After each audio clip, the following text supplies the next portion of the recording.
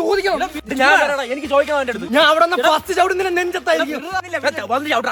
പിന്നെ നീ വാടാ ഇങ്ങോട്ട്. വിട്ടുകളയട്ടാ, പോയി അടിക്കോ നീ അവനെ. ഡാടാ വിട്ടൊന്നും കളയല്ലേ, അവൻ എന്തൊക്കെ സീനൊക്കെ ഉള്ളേ. എന്ത് സീൻ? നീ ഒറ്റയ്ക്ക് കണ്ടിട്ടുണ്ടോ? കാണണം, ഭയങ്കര സീനാണ്. ചെറിയ അടിയിലൊന്നും ഒതുങ്ങൂലത്. കല വിനായകനെ വിട്. ഇങ്ങോട്ട് വാ നീ. വാടാ. ആശ്രയ എന്താണ് പ്രശ്നം? എന്താണ് ആശ്രയ? ഇവ ഫോൺ വിളിച്ചിട്ട് എടുത്തില്ല. ഞാൻ ഇന്നലെ എത്ര തവണ വിളിച്ചെന്നറിയാം, ഫോൺ വിളിച്ചിട്ട് എടുത്തില്ല. ഫോൺ വിളിച്ചാൽ എടുക്കാത്തത് ചെറിയ തെറ്റല്ല ഹാഷിർ, വലിയ തെറ്റാണ്. ഇതിപ്പോ അവന്റെ കിട്ടുമെന്ന് വിചാരിച്ചിട്ടല്ലേ ഞാൻ നിന്റെ അടുത്ത് നിന്നേ. നീ ഒന്നും ജീവിക്കുന്ന പോലെ ജീവിതമല്ല എന്റേത്. അന്ത് നീ പിണ്ണാക്കാതെ നിന്നാ ചോറിനകരം. കാരണം പറയണ. ഇയാൾ അവനെ അടിക്കാതൊന്നുമില്ലല്ലേ, ബ്രാല് പിടക്കുന്ന എന്തിന്? ഞാൻ വിടട്ടാ, കൈ അടയ്ക്കുന്നു. 50 രൂപ ഗൂഗിൾ പേ അയച്ചാടാ. എടാ കാരണമുണ്ട്, പറഞ്ഞു കൊറ അങ്ങോട്ട്. അതെ ഞാനൊരു മനുഷ്യനല്ലേടാ, പെട്ടെന്നൊരു കാരണം ഉണ്ടാക്കി പറയാൻ പറഞ്ഞാൽ നിന്നെ കൊണ്ട് പറ്റുമോ? നാളത്തേക്ക് ഈ മീറ്റിംഗ് അങ്ങ് നീക്കി വെച്ചാലോ? നിന്നെ ഭൂമിന്ന് ഞാൻ നീക്കൂടാ. ഓഹോ, പിന്നെ നീ ഒരുപാട് ആയല്ലോടാ ആശ്രയ.